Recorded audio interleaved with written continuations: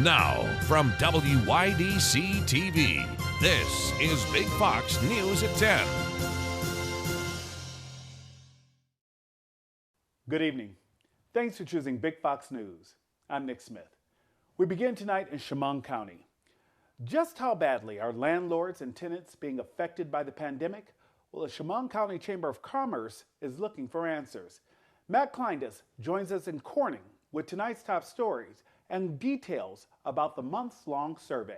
Good evening, Nick. The survey will look into the problems landlords face with tenants not paying rent and the effects it will have about landlords paying their own fees. With many New Yorkers missing out on rent payments, local landlords requested the Chamber of Commerce to look into the situation to see how it's affecting property owners. Everything is in this system, and if you affect one part of the system, you affect the system in its entirety. Kamala Keeley says the pandemic has caused a breakdown in the housing industry. Local landlords she's heard from say the breakdown is coming not only from tenants who are financially struggling from the pandemic, but by those who are taking advantage of the situation. They understand, certain tenants are having COVID-19 related hardships, and those tenants are in many cases eligible for relief on a state level. But what we're hearing from landlords is that there's more individuals than just those that are impacted by COVID-19 who are not currently paying their rent. Keeley says that while landlords could get help through the relief given to financially struggling tenants, they won't get that same help from those withholding rent who aren't in need of relief. She hopes the survey will reveal how much money is owed and help start a conversation about possible solutions. But the idea is just to kind of have a number and to say, okay, this is the back rent that's owed at this point with for county property owners, and how is that going to impact the industry moving forward? Matt Kleindens, Big Fox, WYDC in Corning. Federal health officials are warning about a potential fourth wave of the pandemic. This as they're starting to see more severe cases of COVID-19 among young people. COVID-19 specialist Amanda Decker takes a look at the rising numbers and what may be playing into the surge. We could be entering the fourth wave of the COVID-19 pandemic, but this time it may be impacting children and younger adults more than older adults. Before now, much of the concern has surrounded older Americans contracting COVID-19 due to the high risk of severe symptoms and death. 80.9% of all COVID-related deaths in the country have been among those 65 or older. But now that trend in the country is starting to shift. A new surge of people in their 30s and 40s being hospitalized with severe COVID-19 infections. Dr. Rochelle Walensky, head of the Centers for Disease Control and Prevention, says the variants and the vaccines are part of the problem. Now, the UK variant is now the dominant strain in the US, and both the Brazilian and South African strains, as well as several others that have originated here in the US, are spreading rapidly. Over the past week, almost 60% of all new cases in the country were the UK variant. That's 67% more contagious and 60% more deadly than the original strain that circulated nationwide. Roughly 3 million COVID-19 vaccine doses have been administered daily across the country in the last week, but many states still have not opened up eligibility to all adults. While more than 57% of people 65 or older are fully vaccinated, only 25% of people 18 to 64 are. Now, the advice from experts, as soon as you can get those shots, get them, because these factors, combined with states and municipalities dropping restrictions and many of us letting our guards down, mean the next surge could look much different than the ones we've already seen. I'm COVID-19 specialist Amanda Decker reporting. New York State Congressman Lee Zeldin is planning to run for governor in 2022. The Republican announced his bid on Twitter this morning. Zeldin represents most of Long Island. He says he'll bring a fighting spirit to save the state from embattled Governor Andrew Cuomo. So after talking to New Yorkers who feel like this is a last stand, a last great opportunity to save New York, and the fact that to save our state, Andrew Cuomo's got to go, I'm announcing here this morning on your show that I'm running for governor of New York in 2022, and we are going to win this race. Zeldin's announcement coming after Andrew Giuliani, son of former New York City Mayor Rudy Giuliani, said he is considering a run for the governor's office also. President Biden is taking action to address gun violence, delivering a speech about his plans today from the White House Rose Garden. Ray Bogan has more on what the White House wants to do about a problem the president says costs the country $280 billion a year. President Biden is signing executive actions on gun reform to take steps to end what he says is the gun violence epidemic. And it's an international embarrassment. The president is ordering the DOJ to issue a proposed rule targeting ghost guns, which are unregistered weapons made at home. issue a report on firearms trafficking, and publish model red flag legislation. The White House will also invest $5 billion in community violence intervention programs. These are sensible regulations that help ensure that some of the most dangerous elements, the most dangerous guns that are out there, won't be as easy to get and to use. Attorney General Merrick Garland indicated during his confirmation hearing he was prepared to take action on gun control on behalf of the president. The role of the Justice Department is to advance the policy program of the administration as long as it is consistent with the law. Critics describe this as a knee-jerk reaction to gun violence and say it won't do anything to address deaths. It's not going to make us any safer. It just infringes on our Second Amendment rights. They're phony arguments suggesting that these are Second Amendment rights at stake from what we're talking about. President Biden is also nominating gun control advocate David Chipman to be the director of the Bureau of Alcohol, Tobacco, Firearms, and Explosives. Ray Bogan, Fox News. The Derek Chauvin murder trial entering its 9th day of witness testimony as the prosecution seeks to convict the former Minneapolis police officer in the death of George Floyd. Both sides focusing now on pinpointing the exact cause of Floyd's death. Daryl Forges is in Minneapolis with highlights from the trial. 30 witnesses have testified so far in the trial of former Minneapolis police officer Derek Chauvin. And today, the focus turning to medical experts. Mr. Floyd died from a low level of oxygen, and this caused damage to his brain that we see, and it also caused a PEA arrhythmia that caused his heart to stop. The prosecution first calling a leading pulmonologist to the stand who reviewed the Hennepin County autopsy of George Floyd. The way they're pushing down on his handcuffs combined with the street, his left side, and it's particularly the left side we see that. It's like the left side is in a vice. This as the medical examiner who performed the initial autopsy is now expected to testify Friday. His report stated Floyd died of cardiopulmonary arrest complicating law enforcement subdual, restraint, and neck compression, but the Floyd family's independent coroner's report found he died of asphyxia. Both reports ruled his death a homicide. The prosecution laying the blame squarely on Chauvin's use of force. And the pressure that was being caused by the body weight could cause positional asphyxia, which could cause death. The defense arguing Floyd's health and drug use were responsible. An attorney for Floyd's family says the defense's argument is just a distraction. It's an argument. It doesn't take away from the fact that the use of force here was excessive and it turned out to be deadly. In Minneapolis, I'm Daryl Forges. The clients of the Corning Meals on Wheels got a sweet surprise during their food delivery. Girl Scouts of New York Penn Pathways Incorporated donated 15 cases of their famous Girl Scout cookies to the organization. The Meals on Wheels volunteers were able to give away a box to over 150 people.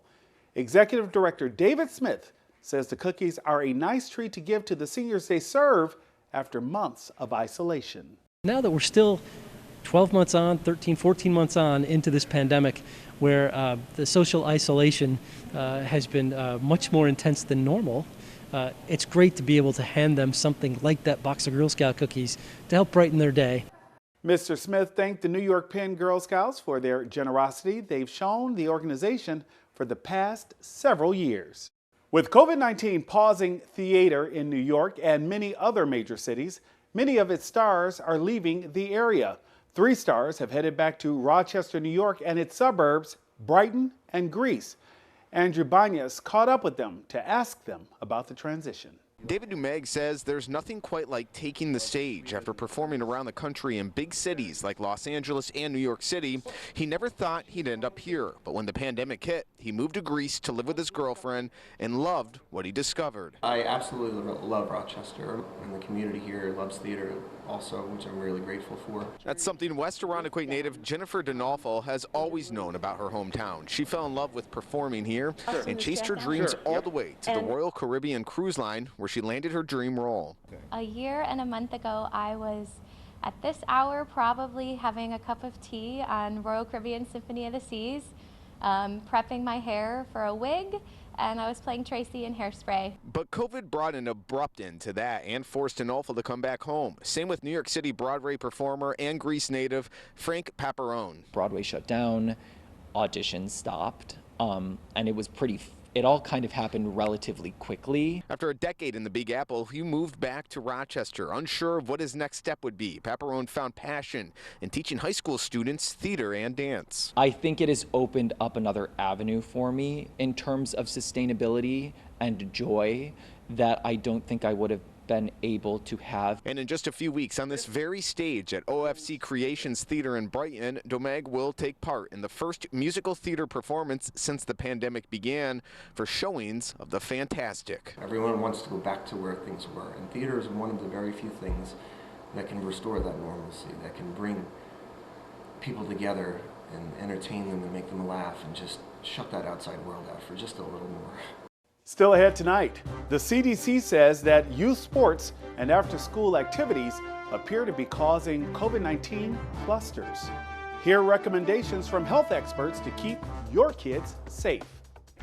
Here's your local stock market update from Big Fox.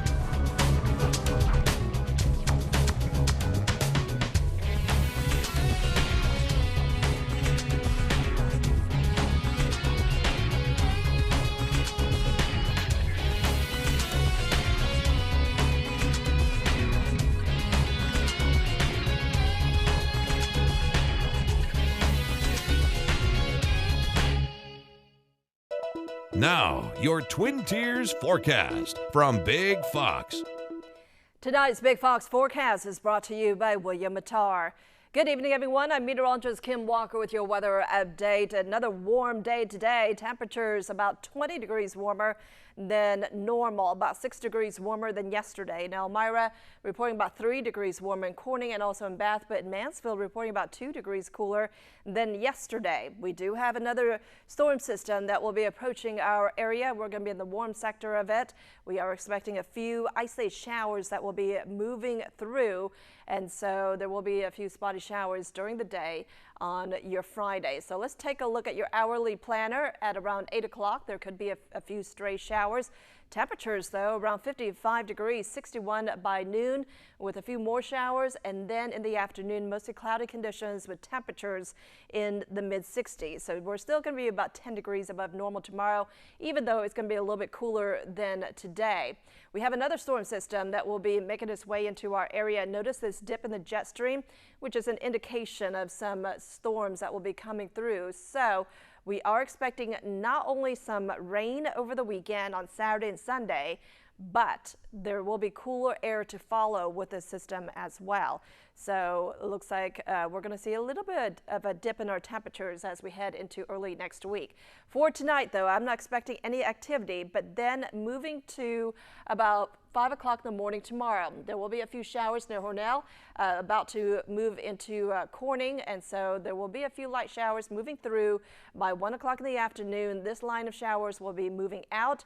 There could be a few sprinkles or so in the evening hours, but overall, I think we'll start to dry out again Friday into your Saturday, and then fast forwarding to about 10 o'clock in the evening on Saturday, the shower activity will start to return. So it looks like from Elmira to Corning to Geneseo, we're going to see some rain and then a little bit more moderate rain as we move into the late morning, or I should say the latter part of the evening into the early morning hours on Saturday. But it looks like that bulk of rain will be moving out early on Sunday. And then we're going to just see a few spotty showers during the day, or at least in the morning hours on Saturday. But overall, I think in the afternoon, we should start to clear out, and then cooler air will start to settle in. Here's a look at your forecast for tonight. 51 degrees in Corning, 50 for Elmira. So we're going to start off relatively warm tomorrow. Expect clouds to increase tonight. A few showers possible tomorrow with a high around 67 in Corning and 65 degrees in Elmira. Your extended forecast calls for warmer conditions over the weekend with highs in the 70s. Another round of rain Saturday night into Sunday. And then we start to clear out by Tuesday. Temperatures will be cooler by the middle of the week. Youth sports and after-school activities appear to be causing COVID-19 clusters. This, according to the CDC, after several coronavirus outbreaks have been linked to school tournaments or extracurricular activities. In today's Health Minute, Steve Nannis has a closer look, including recommendations from health experts to keep kids safe. Youth sports may be one factor fueling the latest spread of COVID-19. The CDC now says youth tournaments and extracurricular activities are creating clusters where coronavirus can spread among children. We're working to facilitate increased testing that is happening on the ground in the context of youth sports. Health officials say as kids continue to play indoor sports like basketball, hockey, and wrestling, it's causing an increase in COVID-19 cases in some parts of the U.S. We are seeing a higher proportion of younger people who are getting ill and unfortunately getting hospitalized. In Florida, the CDC reports the virus was linked to high school wrestling tournaments in December, where 38 people were infected. And in Minnesota, officials there say the B.1.1.7 variant, first found in the UK, spread through one county where at least 68 cases were linked to youth sporting events. School sports, particularly team sports, which people engage in close contact without masks. I think that is what is explaining these surges of cases in young individuals. So what do you do if you have kids in sports? The CDC recommends minimizing the time spent indoors and reduce the amount of time players spend in close contact with each other. For today's Health Minute, I'm Steve Nannis. A mass vaccination site in Denver temporarily shut down after 18 vaccine recipients suffered adverse side effects. Alan Genet has more.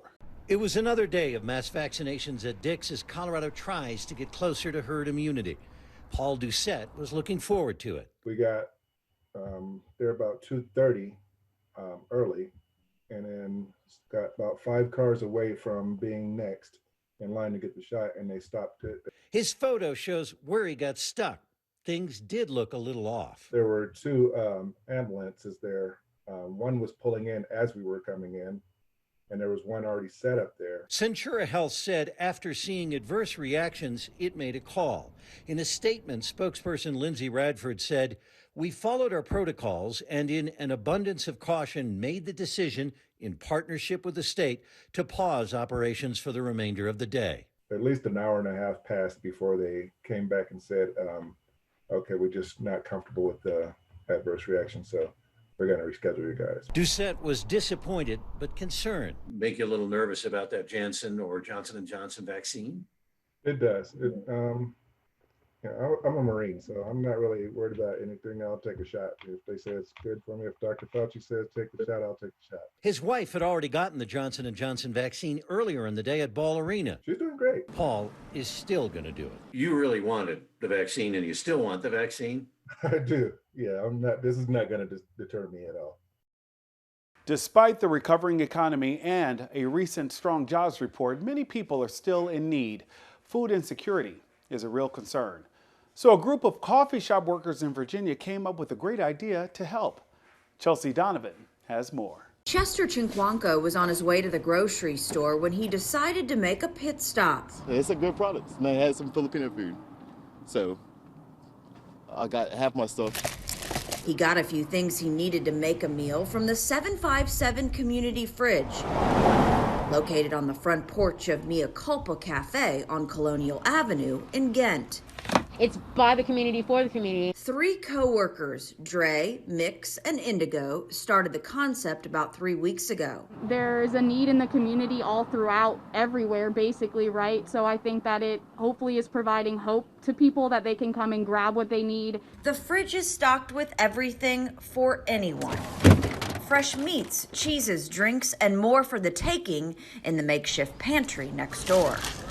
There is no policing on the fridge. No one can tell you how much you can and cannot take. The trio uses the money from their GoFundMe or Cash App to restock the fridge, but lately donations are proving to be bountiful. It's helping the community. It's actively working. It is doing exactly what it's intended to do.